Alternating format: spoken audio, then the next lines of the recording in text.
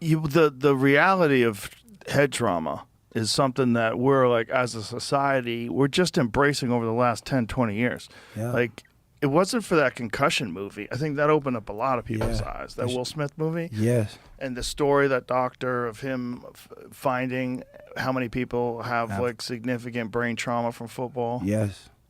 So for me, I try to use it because this is a serious standpoint. A lot of ex-players and players has been diagnosed and, passed away from CTE. So for me, on a serious point of, bringing record awareness and bringing, a reality standpoint of what athletes and people fighting or anyone in their daily lives facing from head trauma, of just people writing them off, and encouraging therapy, encouraging how do you get through tough situation and then making it funny. You know what I'm saying? Because I feel like nowadays if you do something crazy, people are like, oh yeah, that guy's crazy. So it's like, let's just show why they crazy in CTSPN and show the cause of the craziness.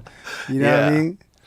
Yeah, there's a real cause to the craziness, and and we're ignoring it as a society because we love football, we love MMA, we love boxing. So we just kind of like overlook it with the entertainment. Keep moving. Keep hitting. I'm friends with a lot of dudes, so I get to see what they're like after fights. Like everybody watches the fight. The fight's amazing, and then you run into them after fights and have a conversation with them. Like, oh man, their whole head's swollen, can't move their hands, can't walk, calves are blown out, knees fucked up, ice here, this there. The challenge.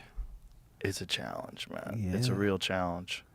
And when you started playing football, nobody even thought about it. Yeah, because you just, you never think about the repercussions. You just think, how I make a better life. Well, back then, nobody even really knew that was going to happen to football players. It was kind of a thing that they thought about with boxers. Rarely people talked about football players who aren't doing so good.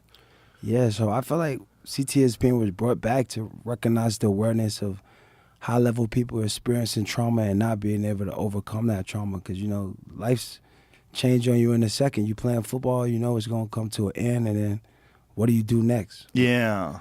That's the hardest thing, right? For pro athletes, you go from being a kid to all of a sudden you are making millions of dollars. Yes. And you're young and you're wild and you're not thinking it's going to go away. And then all your friends are buying jewelry and all your friends are buying Mercedes-Benz and Bentleys and all this shit. And you're like, fuck.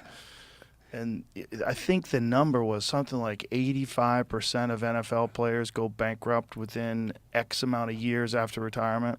Exactly, because the lifestyle, and making so much money and being able to transition in regards of having a new career and not making that much money all at once like you used to. Yeah. And I think sometimes bankroll could be used to protect assets in regards of people coming after you too, you're a big target when you're in position.